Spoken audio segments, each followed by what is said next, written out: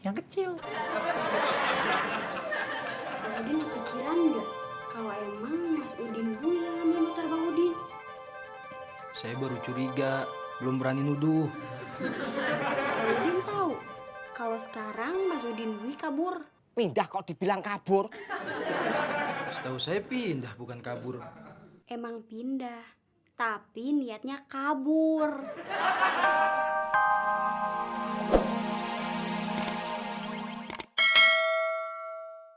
Pak RT masih capek, baru pulang kerja. Baru sampai rumah, belum mandi, belum makan. Udah kedatangan 2 tamu. Habis Udin Bui pulang, kagak sampai 10 menit, Udin ojek dateng. Makanya begitu Udin ojek bilang mau lapor, dia langsung main tebak aja. Mau pindah? Enggak. Kalau nggak mau pindah nggak usah lapor. Pak RT bener. Kalau nggak mau pindah ngapain lapor? Udin ojek bukannya mau lapor kalau dia mau pindah apa nggak mau pindah. Mau lapor kalau dia kehilangan motor ya? Nah, pinteran dia emang lu. Saya bukan lapor mau pindah, tapi lapor motor saya hilang. Saya bukan polisi. Saya kan warga sini. Kejadiannya juga di wilayah RT sini. Saya bisa aja nerima laporan motor yang hilang. Tapi percuma aja. Habis gitu nggak bisa ngapa-ngapain. Paling yang saya bisa ngenasehatin. Makanya hati-hati. Udin ojek kecewa. Dia yang tadinya ngerasa punya harapan, sekarang jadi putus asa. Kalau gitu, saya nggak jadi lapor Pak RT. Sekarang Pak RT yang malah jadi merasa kagak enak. Merasa kagak bisa bikin tentrem warganya. Kagak bisa bantuin mikul kesusahan warganya. Akhirnya Pak RT turun tangan juga. Tadinya begini, terus begini. Turun tangan itu artinya Saya tahu, barusan itu saya bercanda. Sekarang kita balik lagi ke Udin Bui. Mertuanya Udin lagi nonton TV. Yang dia tonton film anak-anak beruang blow on. Sebenarnya film itu lucu banget. Tapi lantaran mertuanya Udin kagak lagi bener-bener nonton, jadinya ya kagak ketawa. Matanya ngeliat ke TV, tapi pikirannya kemana-mana. tadi lu bilang sekarang kita balik lagi ke Udin Bui. Tapi kenapa malah lu ceritain mertuanya? Sorry, gue salah. Ya udah, gue sorryin. Sekarang si Udin lagi ngapain? Barusan, yang salah bukan ceritanya, tapi pembukaannya. Maksud gue, sekarang kita balik lagi ke masalah Udin Bui. Masalah Udin Bui, kan salah satunya ya mertuanya. Jadi lu emang mau nyeritain mertuanya? Iya. Ya.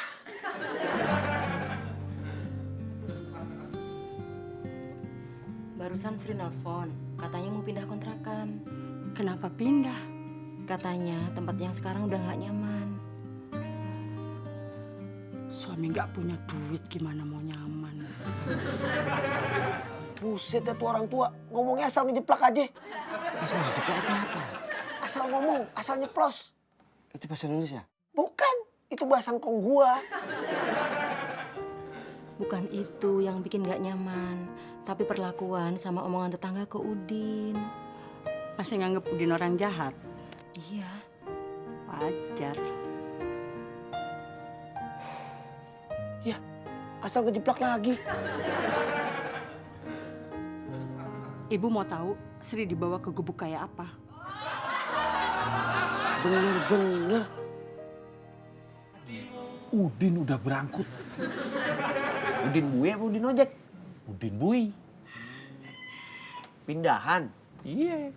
Berangkut apa berangkat? Berangkut. Maksudnya melakukan tindakan mengangkut. Kalau berangkat, melakukan tindakan mengangkat. Bukan. Kalau berangkat artinya pergi.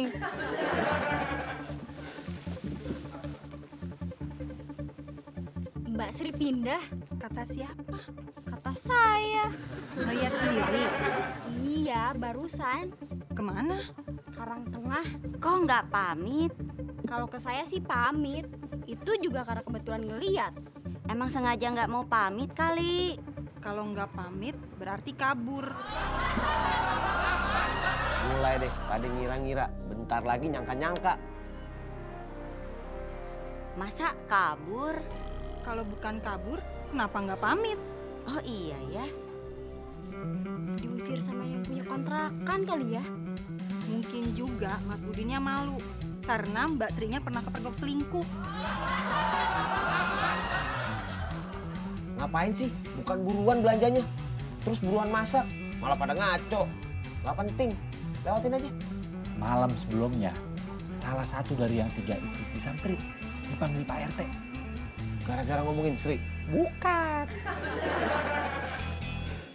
Kata Bang Udin, dia sadar kehilangan motor pasti bangunin sama Dek Martini. Iya, saya mau minta diantarin pulang pakai ojek. Sebelum bangunin Bang Udin, lihat motornya dibawa sama orang apa kagak?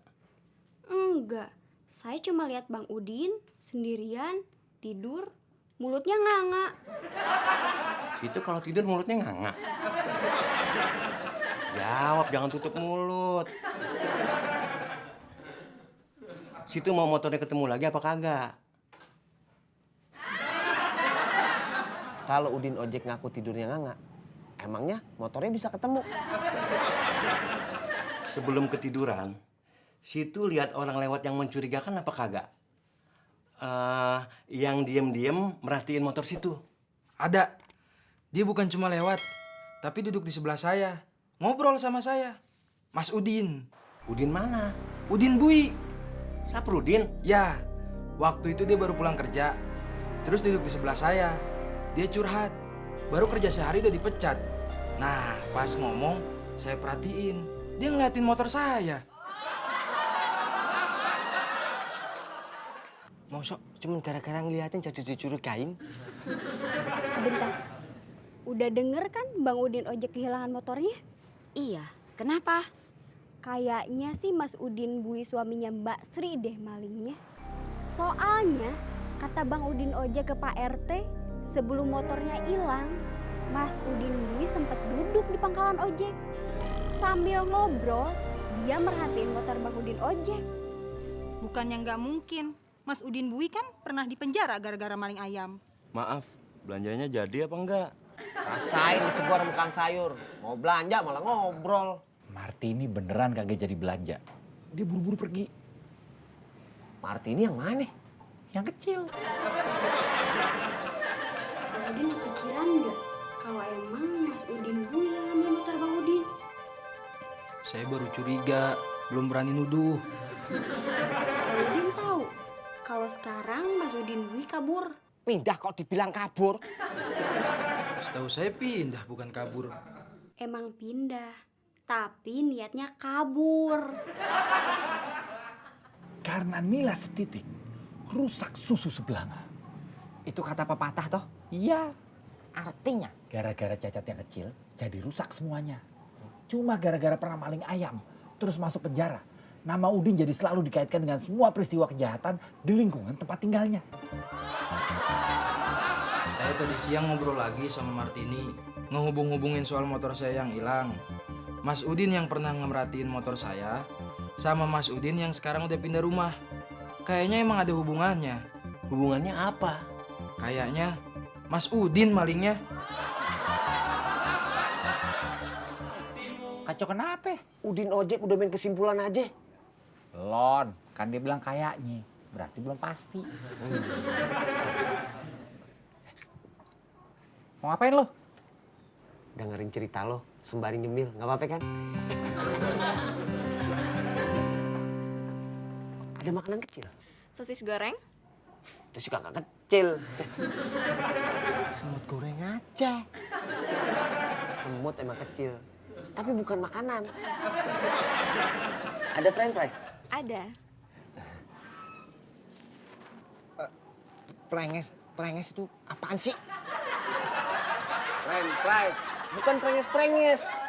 Itu bahasa Inggris. Saya pesan satu. Saya juga pesen satu. Apaan? Bahasa Inggris. Ini rumah baru Udin Bui. Tuh rumah udah dibeli sama Udin dari Pak Haji. Belum. Udin ngontrak.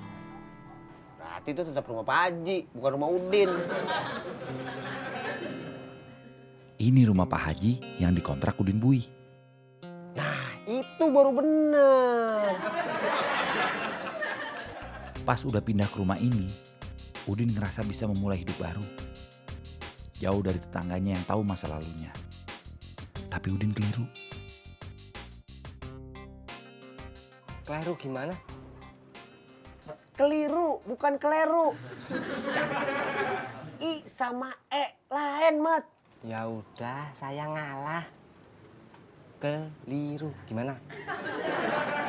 Udin belum bisa lepas dari masa lalunya. Apa saya lapor aja sama polisi? Situ punya saksi sama bukti apa kagak? Enggak. Tas yang dititipin teman Mas isinya apa? Jangan dibuka, itu punya orang. Enggak, Sri cuma nanya sama Mas. Nggak tahu. Mas pinjam duit berapa sama teman Mas? Emangnya kenapa? Sri cuma mau tahu. Tapi kalau Mas nggak ngasih tahu, nggak apa-apa.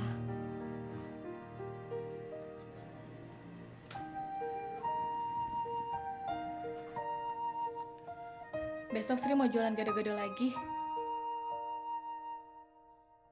Emangnya Udin minjem duit sama Bram? Kagak. Katanya Udin minjem duit sama Bram. Kagak. Jadinya minjem duit sama siapa? Kagak minjem sama siapa-siapa. Gue jadi bingung. Kalau tas Bram, isinya apaan? Duit 50 juta. Duit hasil ngejual mobil curian. Penadanya yang beli mobil itu udah ketangkep. Terus dia ngaku belinya dari Bram. Sekarang Bram lagi dikejar polisi. Bram bersiasat, kalau dia ketangkep masuk penjara, duitnya tetap aman. Buat nanti kalau dia udah keluar lagi dari penjara.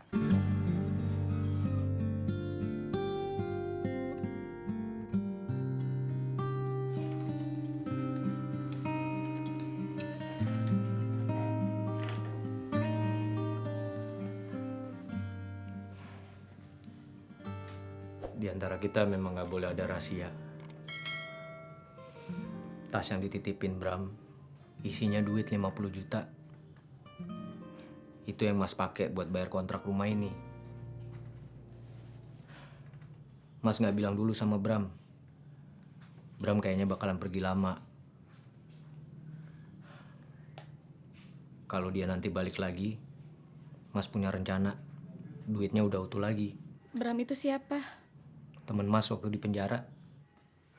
Dia masih kayak waktu sebelum masuk penjara. Iya.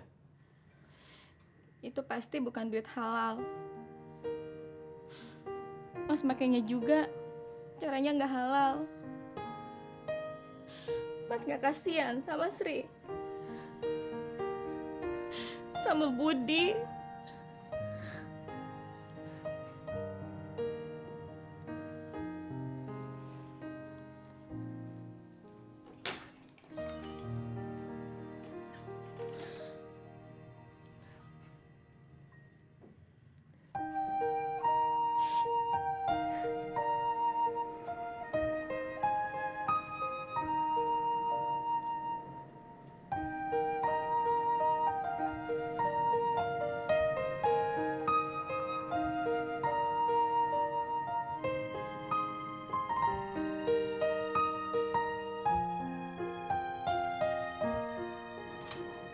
Kenapa lo berdua?